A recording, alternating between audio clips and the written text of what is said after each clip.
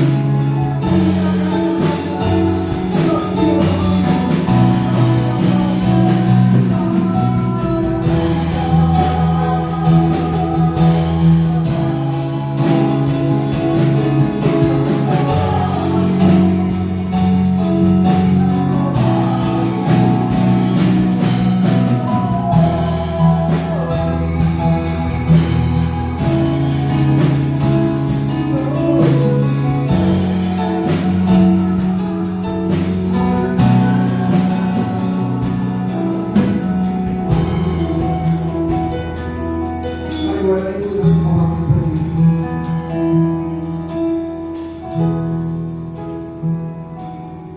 Sebab begitu besar kasih Allah akan dunia ini,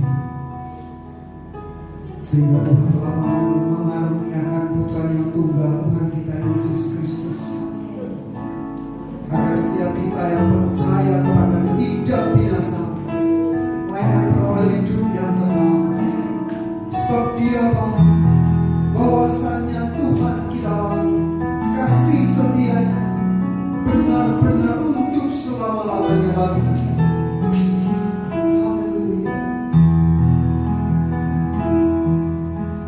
Dia Allah baik, Dia Allah baik, Dia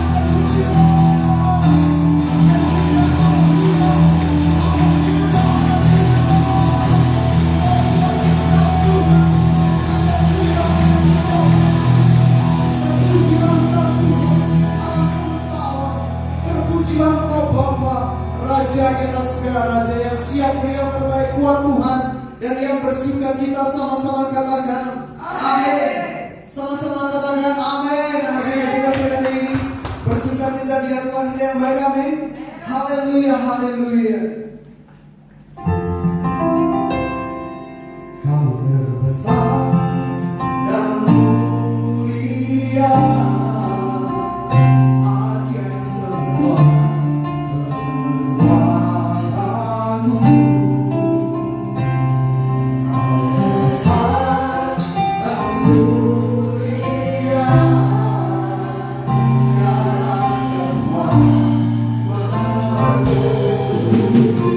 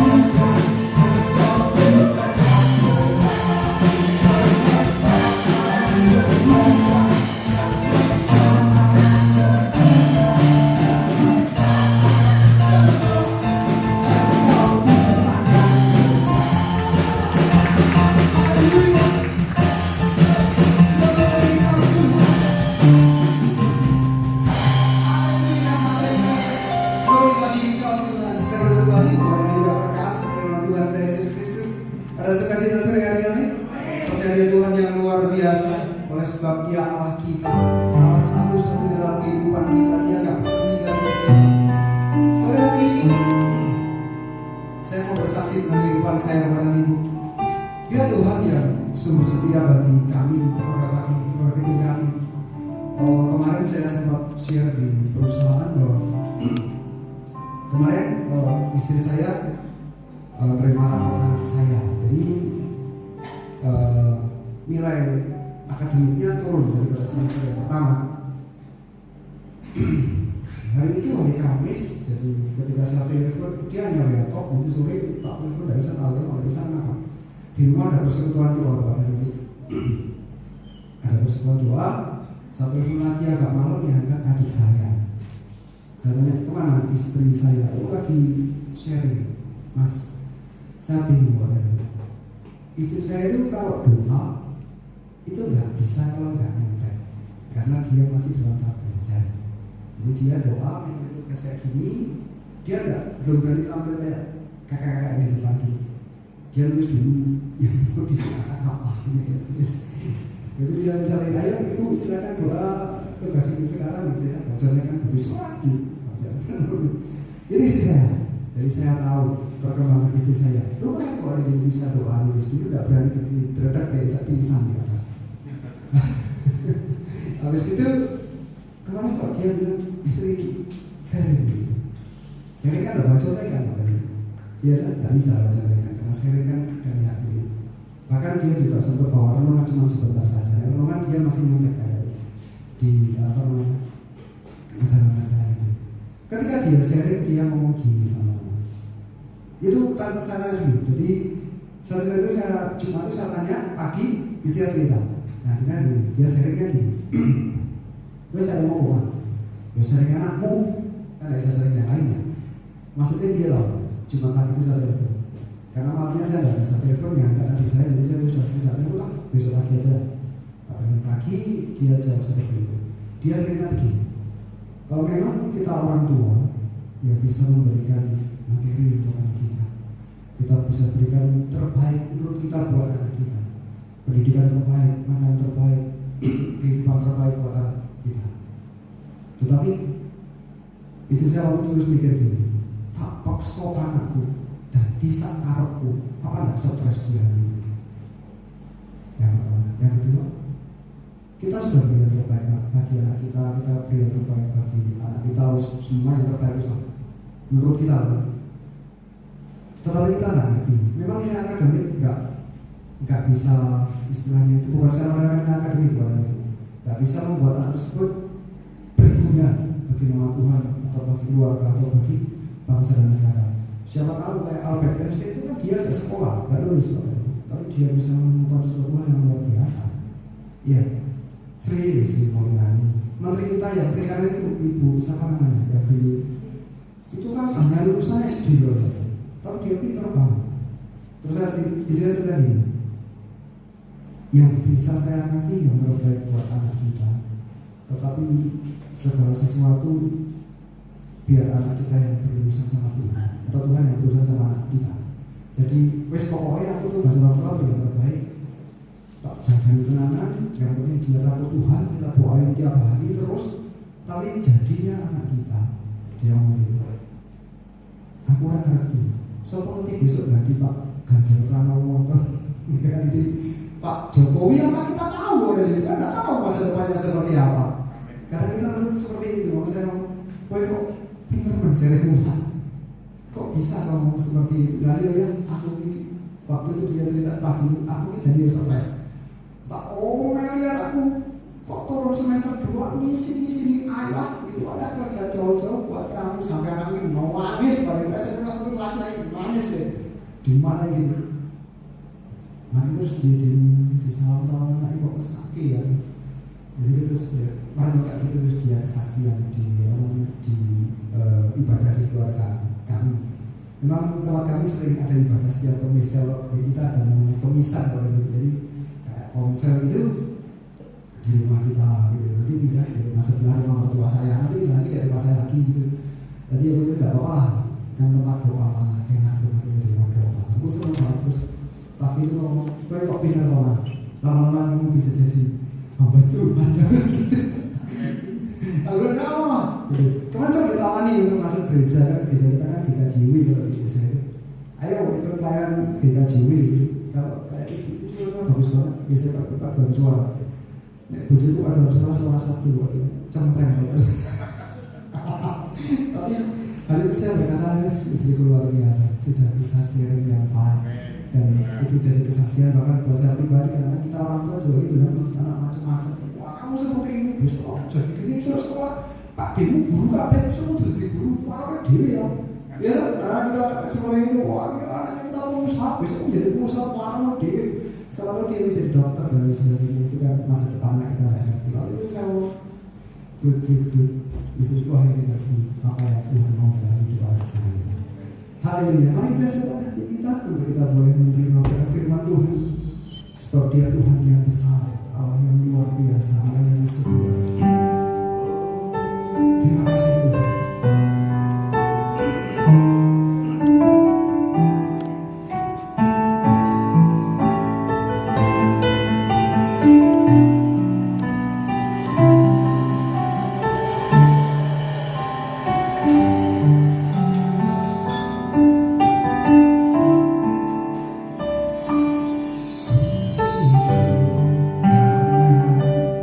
Karena percaya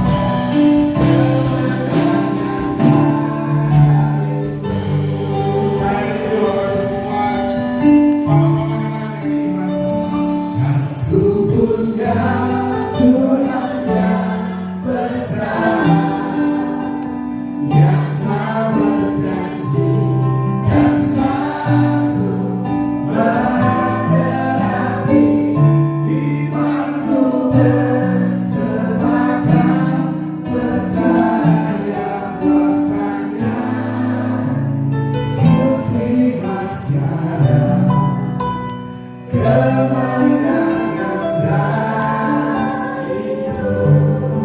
Letakkan tangan di dada, sama-sama kita sekali lagi. Aku punya Tuhan yang besar, yang telah berjanji dan sanggup menggenapi imanku bersepakat percaya kuasa-Nya. Ku terima sekarang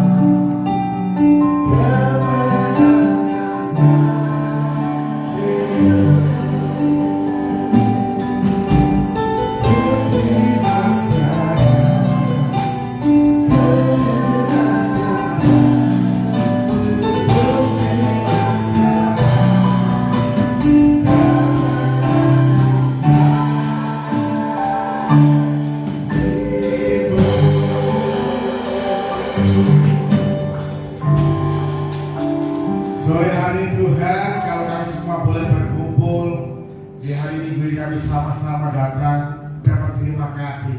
Meskipun mungkin hari-hari kami terasa berat, tapi kami ingin tetap mengucap syukur. Kami datang memberikan persembahan yang terbaik. Kami datang dengan kerinduan ingin mendengarkan Engkau berbicara, Tuhan. Biar ketika pesan Tuhan disampaikan, kami semua mengerti, dan terutama Tuhan beri kami hikmat di dalam kami mengerti pesan Tuhan, sehingga ketika pulang dari tempat ini kami menjadi pribadi yang baru, menjadi pelaku firman. Terima kasih Bapa baik, di dalam nama Tuhan Yesus kami siap menerima firman-Mu Tuhan. Haleluya, amin. Oke Bapak Ibu semua, shalom. Saya boleh ya hari ini request ya? Hari ini saja Bapak Ibu duduknya maju di depan semua, boleh ya? Boleh ya, nggak kurangnya sahabat ya, mohon maaf ya. Karena saya ingin lebih kenal wajah-wajahnya ya. Terlalu jauh saya agak ngambul juga di mata saya. Oke, nggak apa-apa ya, mohon maaf ya. Ibu-ibu yang harus bangkit dari tubuhnya, dari kursinya. Puji Tuhan ya. Kalau boleh sekarang Gembala, minggu depan kursi yang belakang dikosongkan aja Gembala. Jadi biar di depan semua. Jauh-jauh, aduh kasihan yang mau suruh saling tos kiri kanan bingung ya. Tosnya jauh nanti takutnya udah sampai tujuan udah buyar nih badannya. Oke, shalom semuanya. Ya, hari ini sebelum saya sampaikan pesan Tuhan, saya ingin sedikit share tentang artikel yang saya lihat tadi pagi. Saya lihat sebuah artikel itu menggelitik ya. Ini sekedar humor ya Pak ya, tapi ini menyinggung sekali buat kita orang Kristen. Jadi ada singkat cerita, ada seorang pemuda datang ke sebuah gereja, kemudian dia lupa silent tuh HP-nya, Jadi waktu dia lagi ibadah, pendeta lagi khotbah, handphone bunyi keras sekali. Kemudian pendetanya tegur, jangan berisik. Selesai pendetanya tegur, sama dia kan, dimatikan ya. Pulang ibadah, ditegur lagi sama pengurus-pengurus gereja, sama yang teman-teman yang di sebelah. Jangan ikutan mulai kali. Kalau datang ke gereja tuh handphonenya hati-hati dimatikan dulu, jangan bikin berisik. Akhirnya semenjak hari itu pemuda ini tidak pernah lagi datang ke gereja. Kemudian dia pulang dari gereja itu, dia pergi ke tempat yang namanya bar ya, tempatnya minum-minum ya, tempatnya mabuk-mabukan. Di sana dia pesan segelas bir, kemudian tanpa sengaja dia nyenggol gelasnya dan jatuh gelasnya. Kontak dia pecah. Terus pelayan nyamperin, Pak, gak apa-apa Pak. Oh gak apa-apa, dia pertama dia udah takut, Pak, ini aku bisa dimaki-maki, bisa dimarah-marahin. Pelayan mengatakan, Pak, gak apa-apa Pak, gak kena kaca katanya Pak. Udah gak apa-apa. Mohon maaf ya. Terus pemilik barnya bilang begini, tenang aja bro, orang berbuat salah itu normal. Semenjak hari itu, pemuda itu selalu datang ke bar itu lagi ya. Jadi kita mau belajar, banyak sekali orang-orang ke gereja, gak mau ke gereja lagi, disikat terus ya kan. Mau ke gereja mau berubah lebih baik, disikat dulu, dihakimi, di hasil habis-habis. Kamu tuh kurang begini, akhirnya orang gak ke gereja lagi. Tapi di luar sana banyak orang yang welcome ya, tenang bro. Bahwa di luar sana justru malah tempat-tempat yang gelap itu malah mereka itu memaklumi namanya orang itu salah itu biasa ya. Kita berubah lebih baik lagi ya. Jangan sampai tempat ini ada seperti itu ya. Kita semua datang ke sini tahu kita ini penuh dengan kekotoran, penuh dengan dosa. Kita banyak kekurangan. Kita datang ke sini untuk kita belajar semakin hari semakin bersih ya. Jadi kalau ada teman-teman yang mungkin yang kurang ya, kita mendoakan saja ya, tak perlu dihakimi. Oke, hari ini kita mau belajar firman Tuhan dalam Yakobus 1 ayat yang ke-2 sampai 4. Yakobus 1 ayat ke-2 sampai ke-4.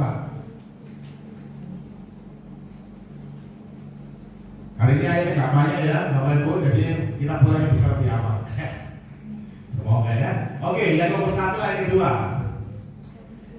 Kita baca sama-sama ya. Boleh ya? 1, 2, 3. Saudara-saudaraku, anggaplah sebagai suatu kebahagiaan apabila kamu jatuh ke dalam berbagai pencobaan. Oke, stop dulu. Perhatikan, coba ayat kedua dulu, sorry. Kembali dulu ayat kedua. Ya, saudara-saudaraku, anggaplah, ya kan? Seperti saya sekarang bicara sama Bapak Ibu, anggaplah saya di sini adalah superhero. Anggaplah saya di sini sebagai Tuhan. Jadi Bapak Ibu waktu lihat saya, imajinasi harus dimainkan, ya. Ngerti ya? Kata anggaplah itu begitu. Kalau Bapak Ibu ada Pak anggaplah ini Tuhan Yesus, Pak. Berarti Bapak Ibu sudah mulai bayar saya gondrong, ya. Pakai jubah, pakai kasut, ya. Jadi bisa bayangin wajah saya mungkin ya nggak sebener ini ya Pak Yesus ya, agak umurnya agak rapuh ya. Oke ya. Jadi anggaplah sebagai suatu kebahagiaan apabila kamu jatuh ke dalam berbagai kecobaan. Oke ya. Kita jelas dulu ayat kedua ini suruh kita menganggap kalau kamu punya masalah, anggap itu suatu kebahagiaan. Jadi dalam arti apa? Ya kita mau belajar untuk berimajinasi. Oke, lanjut lagi yang ketiga. Sebab kamu tahu, sorry, kita sama-sama ya. 1, 2, 3. Sebab kamu tahu bahwa ujian terhadap imanmu itu menghasilkan ketekunan. Di ayat kedua tadi bicara tentang percobaan, tetapi di ayat ketiga selanjutnya dikatakan bahwa ujian terhadap imanmu. Ya, dengan kata lain, pencobaan yang tadi diangkat di ayat kedua itu ternyata adalah menjadi bagian dari ujian terhadap iman kita. Ya, yang ngomong nggak saya, tapi yang ngomong Alkitabnya. Perhatikan baik-baik. Sebab kamu tahu bahwa ujian terhadap imanmu itu menghasilkan ketekunan. Perhatikan saya, kata ketekunan di sini di dalam bahasa aslinya itu berbunyi hepomone. Coba ulangi. Itu ketekunan di dalam bahasa aslinya yang berarti ya saya katakan ya bahwa kemampuan untuk kita bisa melawan atau merubah situasi yang sebelumnya negatif menjadi positif. Itu adalah ketekunan atau hepomone. Bapak Ibu yang Tuhan, firman Tuhan sore hari ini kita mau belajar tentang pada waktu kita sedang mengalami percobaan, Tuhan suruh kita apa? Anggaplah itu sebagai suatu kebahagiaan. Mengapa begitu? Saya kasih suatu cerita Bapak Ibu ya. 3 hari yang lalu, kalau ini bukan artikel ya, ini saya mengalami sendiri. 3 hari yang lalu saya itu tiba-tiba di WA sama teman saya dokter hewan. Saya terus setiap hari saya selalu kadang-kadang posting firman Tuhan, kadang-kadang saya posting motivasi tapi yang kembali dari firman Tuhan juga ya. Jadi saya sering posting setiap hari. Kemudian pagi hari teman saya yang tidak pernah jadi saya, lalu saya ada kontak sama dia dokter hewan, tiba-tiba WA saya, "Oh ini firmanmu memberkati Soro, boleh nggak kalau aku minta didoakan?" Oh ya boleh, didoakan di mana? Di kantormu nggak? Nggak kok, di rumahku aja kok. Oke, kita janjian akhirnya. Akhirnya besoknya saya ke rumah dia. Oke, sorry. Kejadiannya 5 hari yang lalu saya ke rumah dia 2 hari yang lalu. Saya ke rumah dia di perumahan Greenland di barat ya, daerah barat. Saya ke sana, saya datang, terus dia bilang, "Kok sebelum didoakan, saya mau kesaksian." Ya kan? Oke, ya kan? Gimana? Aku ini baru saja keluar dari rumah sakit. 8 hari aku mau tamu di rumah sakit. Kamu sakit apa? Aku selama 10 tahun ini loh, mohon maaf ya Bapak Ibu ya. Dia itu kalau BAB keluar darahnya selama 10 tahun. Kok tahan ya 10 tahun? Jadi dia itu tidak pernah merasakan yang namanya BAB enak, itu tidak pernah. Mesti berkali BAB itu tekan deh. Karena kan sakit kemudian harus keluar darah. Singkat cerita kemana akhirnya dia, jadi dia selama bertahun-tahun itu sudah ke dokter-dokter ya, dia juga dokter. Dia udah bersama nama gak ketemu penyakit deh. Baru kemarin terakhir, baru pertama kali di hotel salah rumah sakit di Majelis Umum sana, itu ketemu penyakitnya itu ada sedikit kayak semacam kayak ambil gitu. Tapi gak kelihatan, kok jempol. Nah akhirnya disini cerita, dia operasi dan dia harus 8 hari operasi.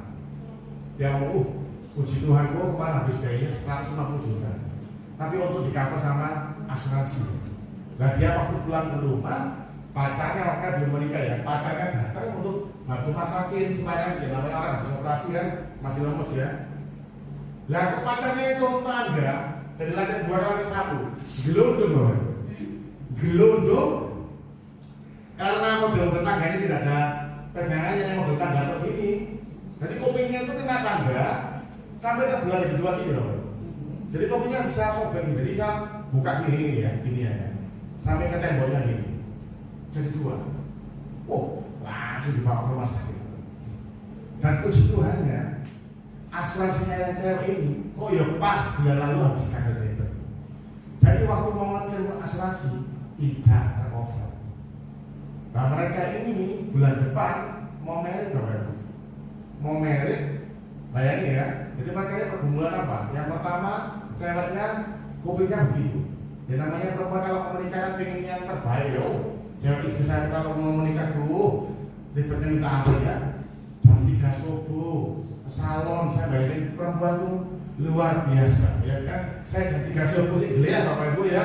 Ini sepanjang hari nanti kita bakal mulai ini pesta ini. Tapi saya cewek itu luar biasa, jam 3 subuh sudah make up dan sebagainya. Nah ini malah kupingnya malah terbelah jadi 2. Itu yang pertama. Kedua, masalah biaya. Itu dikalkulasi biayanya habisnya 55 juta untuk operasi telinga. Dia itu semua tersabar di rumah sakit yang laki ini, bayangin ya, si laki ini mari operasi, lemes-lemes, begitu lihat ceweknya kupingnya gitu, langsung sehat Bapak Ibu, langsung sebawa rumah sakit ya, langsung dia bisa sembuh, langsung bisa kembali normal. Lah akhirnya di rumah kan dia doa gini, oh itu posisi kerja lagi sepi, duit lagi susah, bulan depan mau naik lagi. Ya mungkin ada dana ya, kalau mungkin dana sudah disiapkan untuk menikah mungkin ya.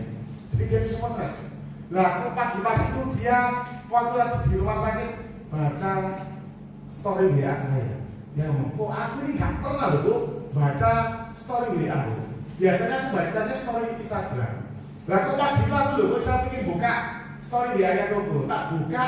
Kemudian saya waktu itu posting tentang perwira di Kapernaum, ya bagaimana Tuhan memuji iman sebesar ini tidak pernah ditemui dari bangsa Israel. Terus dia tadinya sebelumnya dia story WA saya, dia itu udah lulus BPJS. Dia lulus BPJS, ternyata kalau BPJS itu kalau anggota baru proses nunggunya 2 minggu. Jadi karena dia ya, saya nggak tahu lagi. Dia bilang ini kalau proses BPJS baru 2 minggu bisa dipakai, ya. Jadi kalau ini ngurus 2 minggu kemudian baru bisa dipakai. Jadi dia bingung, waduh ini lagi ngurus BPJS. Iya. Akhirnya dia setelah baca story WA saya, dia doa, Tuhan, aku percaya Tuhan Yesus, aku percaya akan ada mujizat, Tuhan akan tolong. Dia maju ke Mbak, gimana Mbak, BPJS bisa Mbak? Oh gak muncul Pak namanya, gak bisa bayar. Doa lagi, itu jam 3. Cepat maju mana kasih Mbak. Mbak coba dicek mana Mbak, ada gak nama apa pacar saya? Waktu sahabat dia lagi itu luar biasa, namanya itu bisa muncul di sistem. Jadi akhirnya dia itu 55 juta tidak perlu bayar, dibayar sama BPJS. Tapi bukan ini yang luar biasa. Yang luar biasa kesaksian setelah ini. Dia bilang begini, oh aku jujur ya, aku 1 tahun bukan anak gereja. Terus kenapa gak gereja 1 tahun? Aku belum nunggu gereja yang pas. Waduh. Terus selama ini gimana? Ya selama ini aku tuh doa, tapi ya jangan-jangan juga. Apalagi gereja. Dulu pada saya lihat dia itu saya kagum ya, anak muda, tapi sukanya di pinggir jalan buat acara-acara baksos. Memang anaknya suka banget, suka bagi-bagi di pinggir jalan. Terus dia ngomong, "Loh kamu kan bukannya dulu tuh suka berbuat baik ya, bagi-bagi makanan yang kepada orang-orang gojek dan orang-orang miskin." Dia bilang, "Iya kok, dulu aku tuh semangat melayani Tuhan. 1 tahun dulu, aku tidak pernah bagi-bagi lagi. Aku bingung untuk diriku sendiri, aku merasa kerjaan sulit, aku harus pikirkan diriku dulu." Terus yang paling-paling apa di gereja? Lagi dia bilang dia bilang ini. Tapi aku setelah kemarin mengalami mujizat, aku percaya Tuhan itu mau aku kembali sama dia. Dan aku mau kembali lagi ke gereja, aku mau kembali lagi kepada Tuhan. Bapak Ibu semua kasih Tuhan kepada dengan baik-baik. Pencobaan yang kita alami selalu mendatangkan kebaikan buat kita. Pada waktu hari ini kita sedang dicobai, sebenarnya Tuhan itu sudah menjawab doa Bapak ini. Cuma manusia ini kadang-kadang terlalu sempit cara berpikirnya. Contohnya, Tuhan, aku ingin suamiku, ya, suamiku lah, istriku ya. Tuhan, aku ingin istriku, Tuhan, sabar, saya ini ngomel-ngomel terus. Terus kemudian Tuhan jawab apa? Sama Tuhan, dibiarkan saja, tetap cerai, tetap ngomel-ngomel. Kenapa? Karena sebenarnya yang ingin Tuhan rubah itu bukan istrimu, tapi diri kita terlebih dahulu. Banyak orang itu selalu punya konsep begini. Kalau misalnya suaminya nggak benar, dia doa sama Tuhan, Tuhan tolong rubah suamiku Tuhan.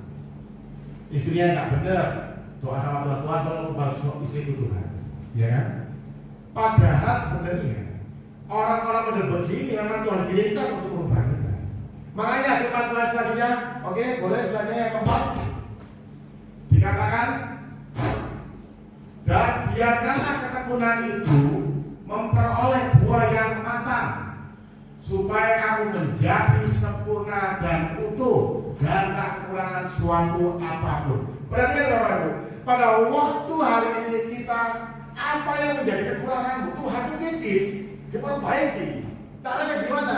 Caranya dipertemukan dengan orang-orang yang bakal menyembuhkan Bapak Ibu. Kalau engkau orangnya pemarah, engkau orangnya emosian, akan dipertemukan dengan orang yang bisa mengimbangi levelmu. Kalau yang dikirimkan yang level ecek-ecek, gak waras, gak tobat kamu mandi, tetap aja kamu mandi. Kalau contohnya begini Bapak Ibu, saya itu ada sebuah cerita ya. Saya sama istri saya ini karakternya sama-sama keras. Saya temperamen, istri saya temperamen. Ya, dulu zamannya pacaran, belum mengenal Tuhan Bapak Ibu ya. Ke gereja 11 kali, ke gereja 12 kali. Zaman pacaran, waduh. Terus tukaran Bapak Ibu bandi-bandinya lawak. Dua. Maksudnya saya bagian menit jelali melawang jebol dan nonton. Ya kan, lawangnya orang bandi-bandi Bapak Ibu ya, bodohnya dulu ya. Akhirnya begitu menikah, kemudian kita melayani di sebuah gereja, kita bertobat, kita sama-sama, ayo kita melayani, kita berikan hidup kita untuk Tuhan. Loh, kita ini orang yang sama-sama temperamen. Tuhan itu bisa ajari. Akhirnya saya sama istri saya selama rumah tangga, mungkin dia bertengkar loh, gak sampai 10 kali, gak pernah tukaran. Soalnya apa? Terus mau ngerti nih. Kenapa ya diajar itu waktu awal-awal menikah diajari, oh kan ya, aku kan temperamen kan, dipertemukan dengan musuhnya sini Pak. Akhirnya berubah. Saya di sini kamu saya kira sabar, susu sabar. Ya, mungkin saya istri dulu loh, lakukan suami, megel, susu kembali itu ya, sabar. Ya, jadi hari ini kita mau belajar bahwa sebenarnya pencobaan yang kita alami hari ini itu bagian dari proses Tuhan supaya kita semakin sempurna. Bukannya itulah yang Tuhan inginkan. Kita diproses, dituntun sampai akhirnya nanti pada waktu Tuhan Yesus bangkit, kita sudah sempurna. Saya punya teman ya, Bapak dulu tuh dia kan kerja solar. Dia kerja solar itu cari uang itu satu hari 50 juta, 100 juta itu gampang. Ini long batil ya, untungnya, bukan omsetnya. Satu hari 50 juta, 100 juta itu digadulinan. Itu orang tua dulu, saya tahu sombongnya kita ampun Bapak. Sungguhan, koncoan itu gak gelem sembarangan, pilih-pilih orang yang cerepol, kuaku, Dia tuh sombong yang kabur. Akhirnya sama Tuhan diajar sampai suatu hari itu dia tuh buat makan saja itu nggak ada uang. Sampai kalau makan sampai ke saya. Dari pagi siang malam saya tidak makan. Kalian kan, sama juga ya sampai yang dia tuh sampai aduh kuat saya kalau ini dari koncoku. Oh yes, itulah manusia bilang. Ya kan, kalau makhluk lagi punya uang ya banyak temannya. Kalau lagi yang punya uang gini ya, setan aja nggak doyan, ya kan? Kan bilang begitu. Kalau bapak ibu ada waktu punya uang, wah teman banyak. Kalau lagi yang punya uang, jangan ngomong teman setan lu nggak mau, ya kan? Pasti jangan ke setan ayo. Kalau sama saya bapak ibu kalau waktu nggak punya uang, setan sekali ganggu, biarlah setan. Akhirnya bilang setanku. Tak siapin di pokoknya makan siapin ya bu, pagi tak siapin makan, siang tak siapin makan, sore siapin makan. Dan itu jadi proses nangis terus air mata terus sekarang. Kecewa dengan teman-temannya, dia merasa banyak kebodohan-kebodohan. Dulu saat itu dulu yang manio dan tak buat-buat, dibuat hura-hura atau tiap halam pesta narkoba dan sebagainya. Terus kawan-kawan itu sampai akhirnya dia buat makan aja nggak ada. 1 tahun di proses Tuhan. Akhirnya begitu dia dibersihkan sama Tuhan, kesombongannya luntur. Dulu makan cerewet, gak mau makan ini, gak mau makan. Aku gak bisa makan ini, makan duit. Saya ingin makan kali semua. Ya bohong, gak di duit tapi milih makan. Akhirnya Bapak Ibu 1 tahun berlalu. Sekarang dia bukan hanya bisa beli mobil, dia sekarang mau beli rumah. Hanya 1 tahun Tuhan balikkan. Tapi sekali lagi saya ingin bilang, segala percobaan yang kita alami hari ini, Tuhan lebih ngerti daripada kita. Terutama Tuhan lebih ngerti daripada pasangan. Apa sebenarnya yang kita butuhkan? Apa yang Tuhan mau merubah hidup saya dalam hal apa? Kesombongan kan? Atau mungkin perzinahan kan? Atau mungkin keuangan? Saya nggak ngerti. Setiap orang punya kekurangan masing-masing. Itu yang akan Tuhan kikis melalui percobaan yang Bapak Ibu alami. Misalnya orang sombong, wah Tuhan ini paling suka diajar sombong-sombong gitu. Langsung posisi dihilangkan, keuangan di seret. Saya dulu termasuk yang itu Bapak Ibu. Saya termasuk dulu, saya nggak sombong. Cuma saya dulu termasuk yang dicobai Tuhan masalah keuangan. Saya dulu kan terjebak di dalam kehidupan alam. Saya dulu karena papa saya meninggalkan rumah saya dari zaman saya kelas 1, saya hidup di dalam keluarga yang broken home. Saya merasa waktu itu waduh, saya butuh hiburan di luar ya. Akhirnya saya semenjak lulus sekolah, saya salah jalan. Akhirnya selama 10 tahun saya kehilangan arah ya. Pulang ke rumah cuma taruh baju kotor, keluar lagi. Selama 10 tahun saya tidak pernah di rumah. Saya pulang sama mama saya cuma sehilo aja, taruh baju kotor terus keluar lagi. Selama 10 tahun saya di jalan. Akhirnya Tuhan ajar saya. Dulu saya merasa cari waktu gampang. Saya tidak perlu orang tua saya bisa beli rumah, bisa beli mobil, saya bisa senang-senang, bisa ngasih uang orang tua saya. Saya merasa itu tidak cukup. Ternyata akhirnya Tuhan bantai saya ya. Sampai saya waduh nggak punya uang terus jual semuanya. Ya, jadi akhirnya puji Tuhan, hal itu yang Tuhan ternyata ingin berubah dalam kehidupan saya. Saya percaya setiap kita juga sama. Maka firman Tuhan katakan dalam 2 Tawarin 16 ayat 9, 2 Tawarin 16 ayat 9 dikatakan, 2 Tawarin 16 ayat 9, perhatikan baik-baik Bapak Ibu. 2 Tawarin 16 ayat 9.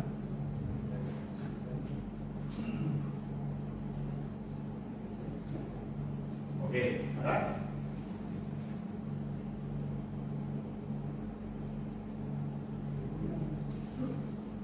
Ya, saya bacakan aja, gak apa-apa.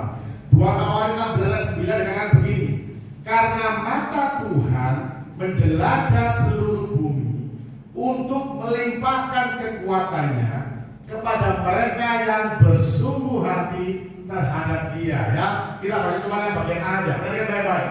Karena mata Tuhan menjelajah seluruh bumi untuk melimpahkan kekuatannya kepada mereka yang bersungguh hati terhadap Dia. Bapak Ibu perhatikan baik-baik. Kata menjelajah seluruh bumi, mungkin kita dulu nggak bisa bayangin kalau apa sih modelannya ya Tuhan sudah menjelajah seluruh bumi. Tapi hari ini Bapak Ibu bersyukur hidup zaman sekarang. Perhatikan baik-baik. Di Singapura sana, Bapak Ibu buang sampah sembarangan, ngeludah sembarangan. Gak ada polisi ini. Tapi mereka harus hidup panggilan deh, ya kan? Surabaya mulai niru-niru, inilah ya. Bapak Ibu Sekarang kita lihat Surabaya kan jalan-jalan para polisi ya. Tapi nama orang Surabaya ini lebih pintar ya. Kalau mereka copot, ya kan, ditutupi plat mereka. Berarti kayak lagi nggak bisa baca. Ya kurang ajar juga ya orang Indonesia ini. Pintar-pintar. Lah kalau bapak polisi dihapus sana, itu CCTV di mana-mana. Ternyata waktu saya baca lebih parah lagi di Cina. Di Cina itu CCTV lebih banyak lagi. Karena pemerintahnya itu sangat parno terhadap rakyatnya. Kayak zamannya presiden kita dulu Pak Soeharto ya. Bapakku perasaan dia ini menit 14. Di Cina juga sama. Kalau sampai ada warga mau demo, mau protes, waduh itu segala harus disikat. Mana itu pasang CCTV-nya bukan di mana di jalan-jalan, di mana pun ada CCTV. Jadi orang itu bangun tidur ya, sampai tidur lagi, itu negara bisa tahu aktivitas keluarga. Makanya kalau di Cina sekarang Bapak Ibu, itu misalnya kan muncul kan wajahnya ya, kan ketawa Daniel ini dimana langsung cepat mereka cari buronan cepat sekali. Kenapa? Karena CCTV-nya sangat banyak. Nah ini kita ngomong itu buatan manusia. Perhatian baik-baik. Firman Tuhan mengatakan karena mata Tuhan menjelajah seluruh bumi. Dengan kata lain, pada saat hari ini Bapak Ibu berbuat yang tidak benar, meskipun tidak ada siapapun, ada satu mata yang melihat. Siapa? Mata Tuhan. Yang kedua, kalau Bapak Ibu pun hari ini melayani Tuhan tidak ada yang lihat, nggak usah khawatir. Tetap ada satu mata yang melihat. Siapa? Mata Tuhan. Oleh karena itu pada saat kita hari ini mau melakukan yang benar atau yang tidak benar, ada satu pribadi yang selalu melihat. Ya, dikatakan karena mata Tuhan menjelajah seluruh bumi untuk melimpahkan kekuatannya kepada mereka yang bersungguh hati terhadap Dia. Perhatikan kata bersungguh hati ini di dalam bahasa aslinya berbunyi shalem. Pernah dengar kata ini? Mirip kayak kata apa? Shalom, ya. Memang benar ternyata shalom ini cucunya shalem. Ya. Dengan kata lain shalom ini turunannya kata shalem. Shalem ini Bapak Ibu di dalam bahasa aslinya artinya itu utuh, tidak ada yang terpecah, tidak ada yang terpisah, utuh, wungkul. Itu shalem. Kalau shalom artinya apa? Damai sejahtera. Hubungannya apa Pak utuh ambil damai sejahtera? Saya kasih contohnya. Bapak Ibu di sini suami istri dagang, kompak, tidak ada pertengkaran, tidak ada perselisihan. Saya percaya rumah tangganya pasti damai sejahtera. Di gereja juga sama, seluruh pekerjanya kompak, satu visi dari gembala seluruh pengurus, oke setuju, tidak ada perpecahan. Saya percaya gerejanya pasti damai sejahtera. Tapi begitu ada yang tidak utuh lagi, yang dulunya utuh begini, potongan loyangnya pizza bundar begini ya, ditarik satu gini, langsung tidak ada damai sejahtera di sana. Makanya orang-orang itu yang suka munafik, yang diomongkan apa yang dipikirkan apa, tidak mungkin ada damai sejahtera dalam dirinya. Orang-orang suka berbohong itu apalagi ya, tidak mungkin damai sejahtera. Kenapa? Karena dia ada sesuatu yang tidak cocok, hatinya tidak cocok dengan mulutnya, ada sesuatu yang terpisah. Apalagi bicara tentang hubungan kita dengan Tuhan. Berikan baik-baik Bapak Ibu semua kasih Tuhan. Pada waktu hari ini kita dekat dengan Tuhan, kita melekat dengan Tuhan, kita satu kesatuan dengan Tuhan. Apa yang Tuhan mau, itu yang kita lakukan. Apa yang Tuhan inginkan, itu yang kita lakukan. Maka di sana akan timbul yang namanya damai sejahtera. Tapi begitu Bapak Ibu tidak melakukannya ataupun melakukan pilih-pilih, mengampuni aku mau, memberi aku mau, memberi aku mau, mengampuni nggak mau. Di sana ada sesuatu yang tidak utuh, maka shalom kita akan pernah dalam kehidupan kita.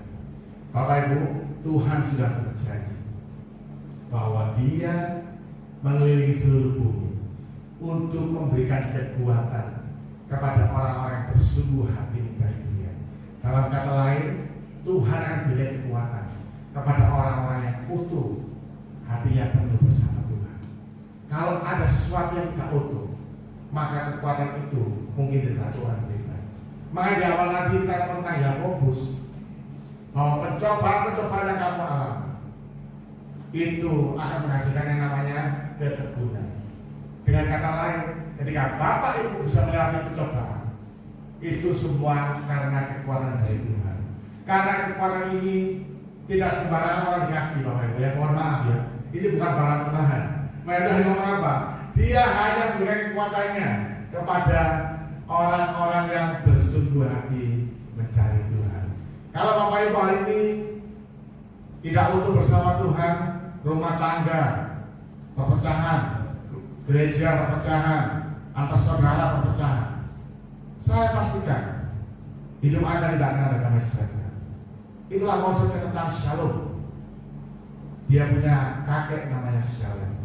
Itu apa? Bagi orang-orang yang bersungguh hati terhadap Tuhan, bagi orang-orang yang utuh bersama Tuhan, pasti dia bisa bereskan persoalan-persoalan yang sedang dihadapi. Itulah yang namanya kekuatan dari Tuhan. Bapak Ibu semua dikasih Tuhan, perhatikan.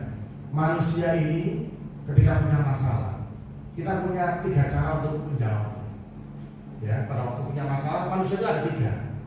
Yang pertama, pada waktu masalah datang, dia bersungut-sungut, dia komplain, dia ngomel-ngomel, dia sampaikan.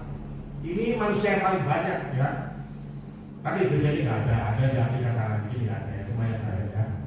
Yang kedua, dia nggak bersungut-sungut, dia nggak ngomel-ngomel, tapi dia juga tidak melakukan apa-apa. Ini bagi sebagian orang-orang dianggap sebagai sabar menanti dan tekun di dalam menunggu. Padahal ini salah kaprah. Nah, kalau kita ngerti tentang ketekunan tadi, hipomoni, itu berarti Bapak Ibu bukan duduk-duduk kalau kerjaan nganggur malah dipecat sebenarnya sabar dari kau sabar, dari kau menunggu janji Tuhan. Lu gak ngono konsepnya. Hipomoni ketekunan itu Bapak Ibu, kalau hari ini kok saya kasih contoh satu contoh aja ya. Saya itu waktu awal pandemi 3 tahun lalu, itu bulan 3 itu saya udah persiapin barang, kita mau lebaran. Barang stok tak banyakin, ya kan? Tiba-tiba pandemi gelem. Akhirnya mah disuruh stay at home, kantor nggak boleh buka, ya. Apalagi saya kan kerja di bidang alas kaki, bidang sandal. Bayang loh, orang stay at home gak mungkin beli sandal loh. Logikanya begitu kan? Gak karuan. Stay at home, gudangku numpuk, langganan telepon lagi, gak gelem kabeh Bapak Ibu. Alasannya apa? Sepi tuh, gak boleh buka Pak, pasar gak boleh buka, pasar tutup. Mantap Bapak Ibu.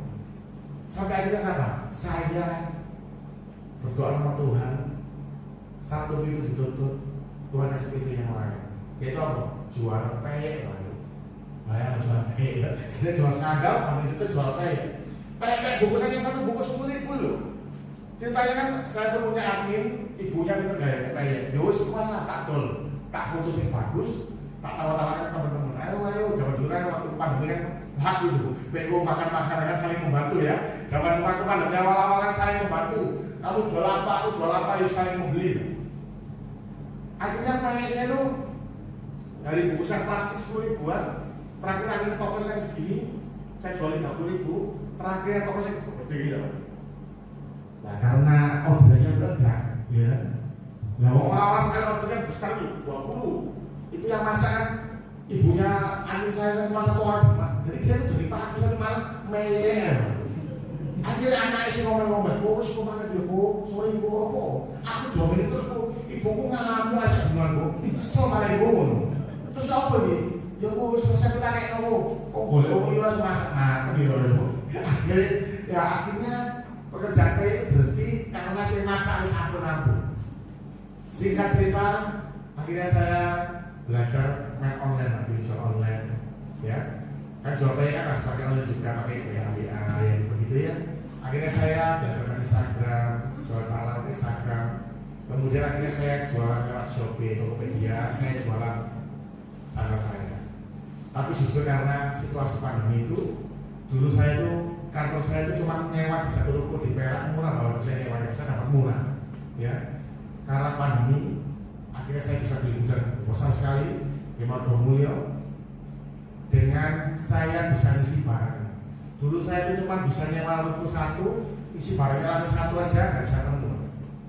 Sekarang saya bisa beli gudang pada waktu pandemi, justru malah bisa isi barang sekarang malah full gudang. Itulah yang sebenarnya saya ingin cerita pada Bapak Ibu. Kalau kita hari ini diizinkan Tuhan mengalami suatu masalah, tekanan, pencobaan yang berat, itu kenapa terjadi? Karena kita baru pertama kali mengalami. Pada waktu COVID ada, Bapak Ibu kan kaget loh mesti. Kenapa? Soalnya sepanjang hidup kita tidak pernah ketemu yang namanya pandemi ya. Coba pernah ketemu lah nggak kaget. Nah sekarang ini, ya orang yang santai-santai aja. Kayak kemarin karyawan saya ada, Pak saya kan positif COVID, ya masalah aja, ya kan? Kalau dulu tidak lalu sih, jangan salah dulu ya kan?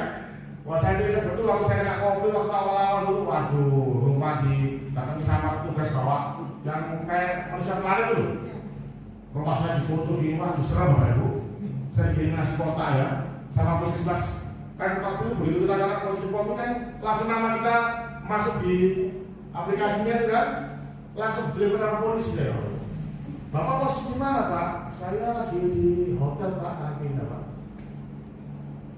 Rumah ada orang Pak? Ada Pak. Keluarga yang lain nggak kena Pak? Oke Pak, berapa orang? Dikirim nasi kotak Bapak. 2 minggu ya bayangin, saya itu di rumah sih berapa orang? Dikirimin nasi kotak itu 5 Bapak. 5 itu tiap pagi dan siang dan malam. Dan dikasih 15 Bapak. Saya pikir mana soal semuanya gitu. Sampai tak kayak orang dulu dikasih makan lebih Bapak Ibu. Nasi kotak es roti ini. Ya, zaman-zaman dulu aduh gini. Kenapa hal itu terjadi? Karena hal itu tidak pernah terjadi dalam kehidupan kita.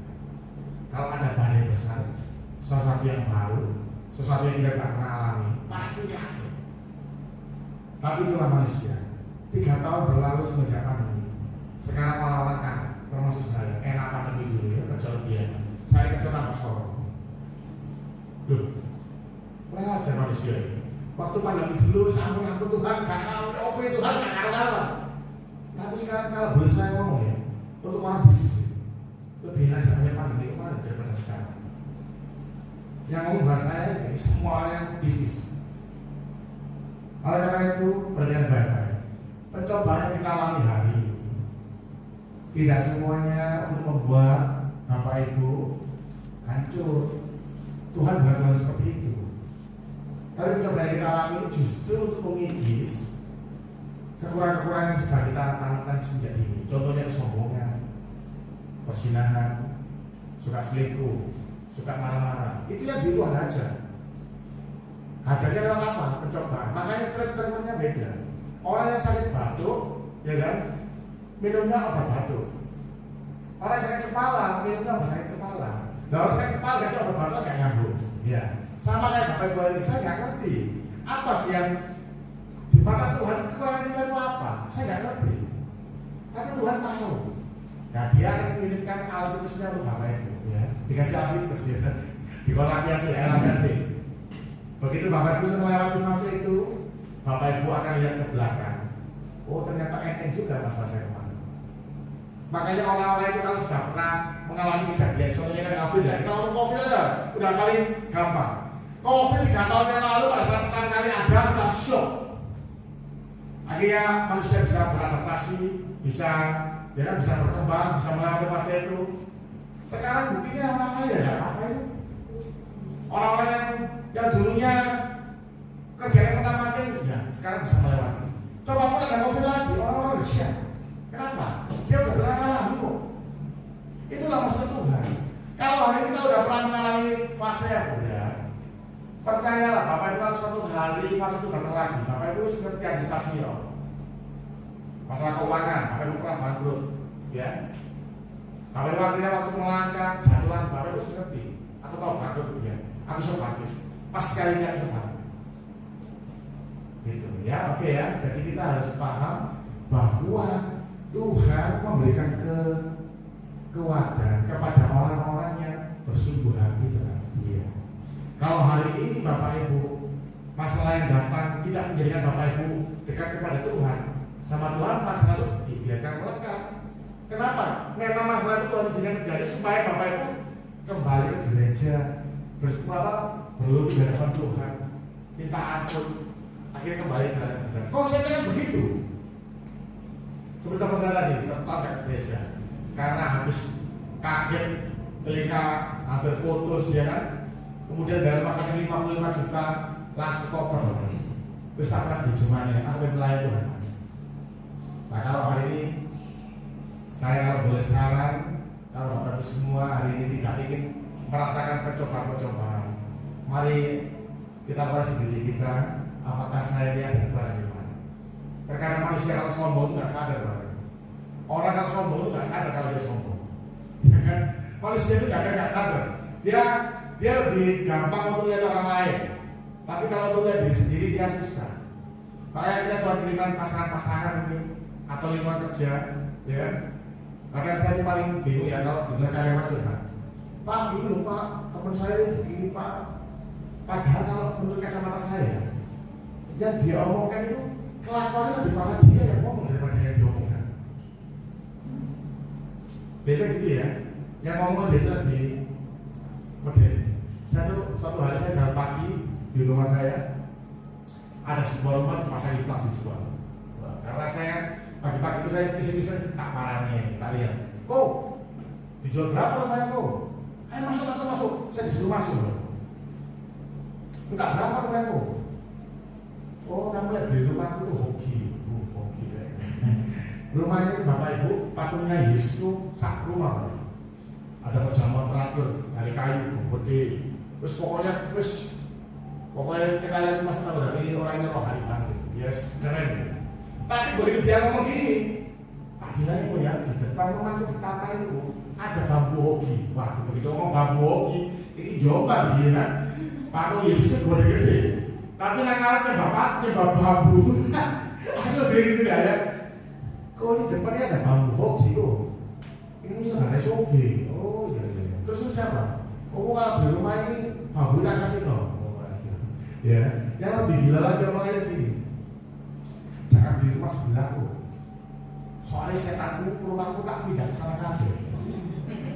Dalam hati saya, setan ini ya. Setannya awakmu gitu. Cuci di bosir dan pulang awakmu gitu ya. Iya toh. Jadi omongannya lebih. Ternyata Bapak Ibu, kenapa kok dia bilang begitu? Sehingga saya isi-isi tanya ke sebelah itu masuk punya developer, belum laku. Karena biasa developer itu kan jual kalau mahal ya. Biasanya kalau rumah bekas kalau lebih murah. Ini enggak ya. Rumah bekas kita 11M, yang developer dulu cuma 6 miliar sebelahnya dia. Tapi yang kita ngomong dia yang mulai sabun rumah dia kan. Rumah dia dijual 11M. Alasannya sebelah kesetannya rumahku orang bambu gini, wes membola omongan dia. Jadi saya ini bilang Bapak Ibu, terkadang banyak sekali dari kita yang sukanya ngomong si A begini, si B begini, si C begini. Biasanya yang ngomong ini kelakuan yang lebih parah. Oleh karena itu Tuhan nggak mau kita hari ini tuding sana tuding sini, tapi Tuhan tuh mau di setiap masalah yang datang dalam kehidupanmu, Tuhan mau kita ini belajar.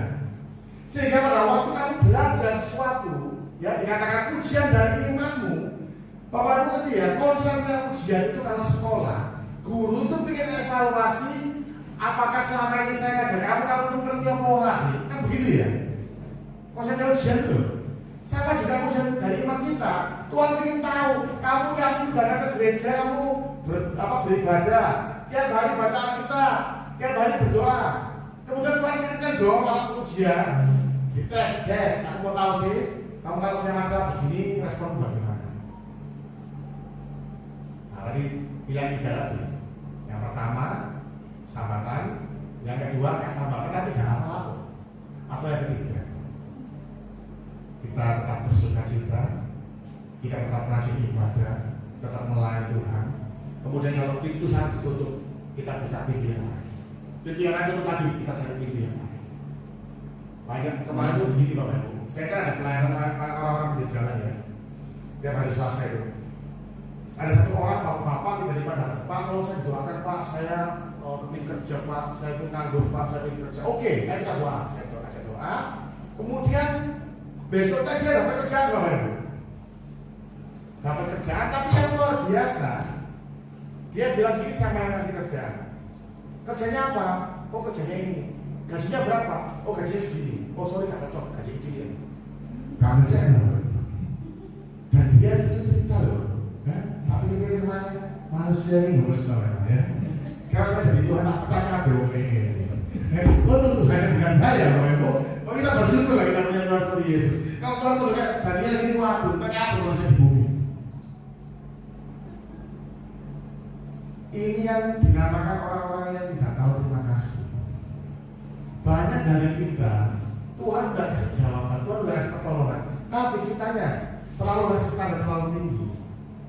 Tuhan, aku minta pasangan yang baik. Terus Tuhan simple.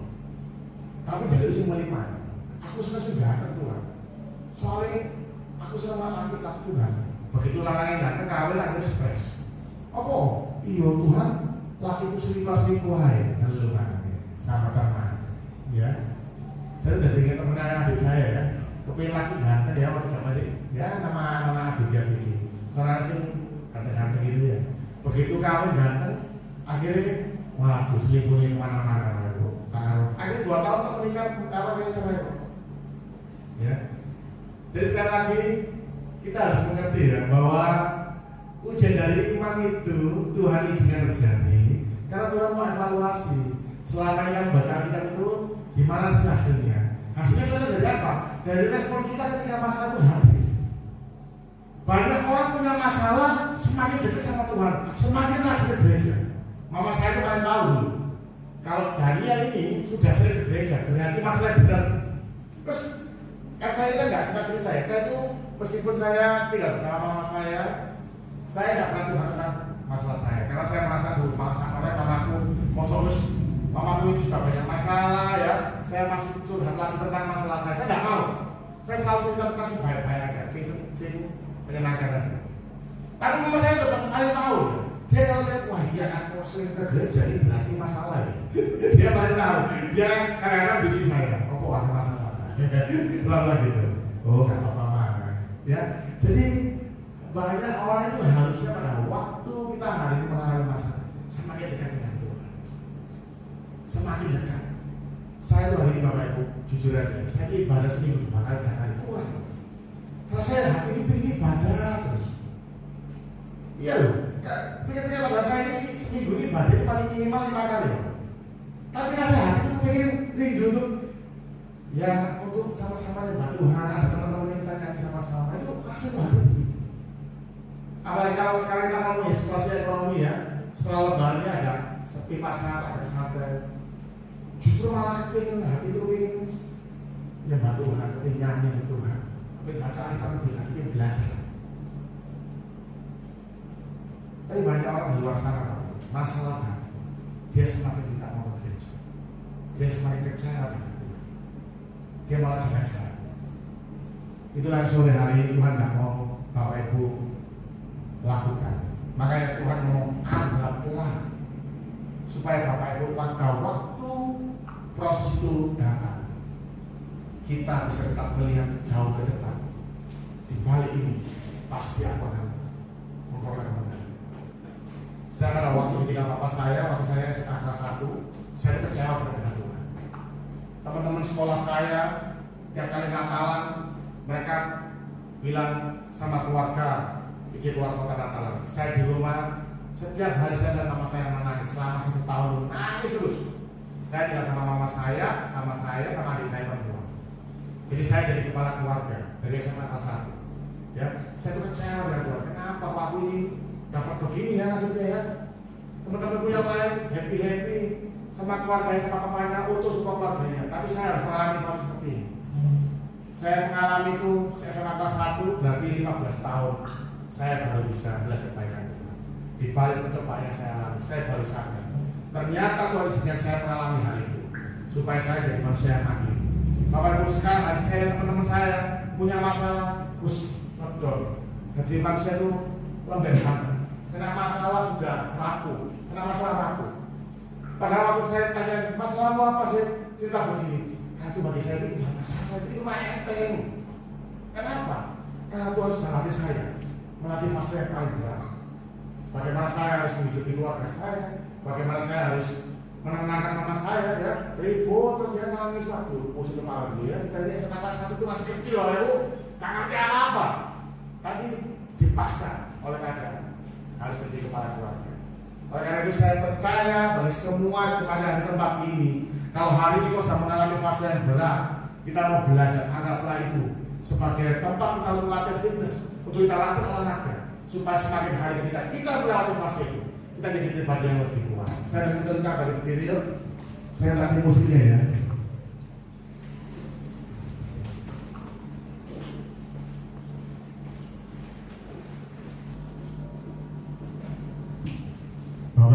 kasih Tuhan, kalau hari ini kita boleh mengalami masa yang berat, situasi yang sulit, coba kita bandingkan dengan beberapa tahun yang lalu. Saya percaya Bapak Ibu pasti juga pernah mengalami masa-masa yang sama, masa-masa yang sulit. Tapi kalau kita boleh lihat ke belakang, bagaimana Tuhan tetap menolong apapun masalah.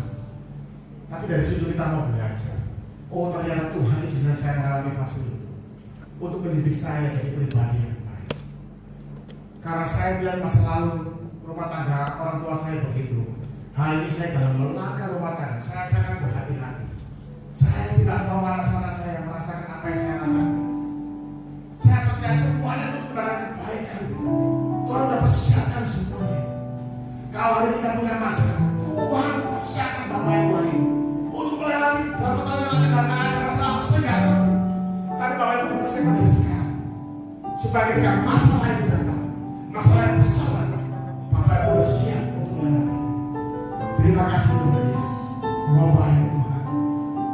Kami tahu Tuhan Yesus terlalu banyak perkara dalam hidup kami. Dan kami punya Tuhan yang juga punya terlalu banyak cara untuk menolong hidup kami. Terima kasih Tuhan. Terima kasih Tuhan. Banyak perkara yang tak dapat ku mengerti. Mengapakah harus terjadi di dalam kehidupan ini? Satu perkara yang ku simpan dalam hati, tiada sesuatu yang terjadi tanpa Allah berdiri. Sama-sama Allah mengerti,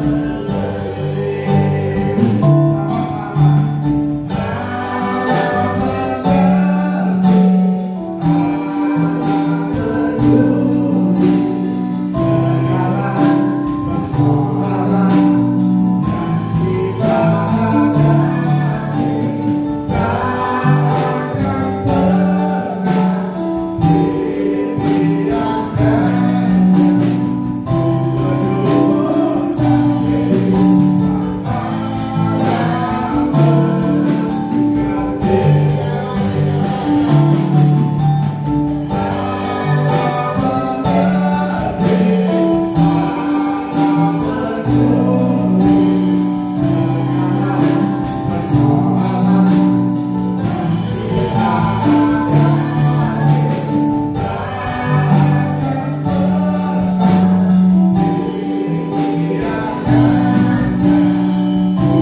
berdua sampai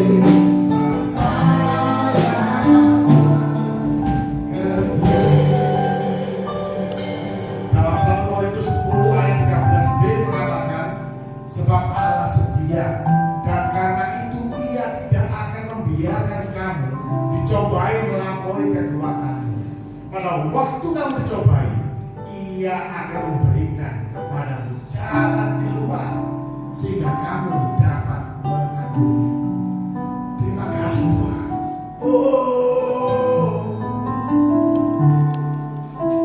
Banyak perkara yang tak dapat ku mengerti. Mengapakah harus terjadi di dalam kehidupan ini?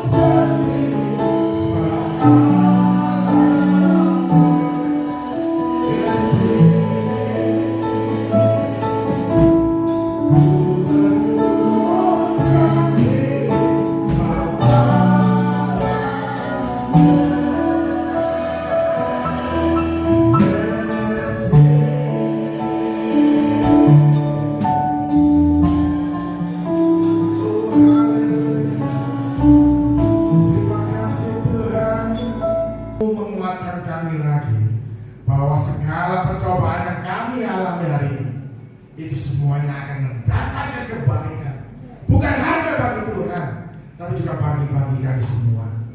Kami terlalu percaya kekuatan Tuhan sudah Tuhan berikan kepada setiap kami yang ada tempat ini.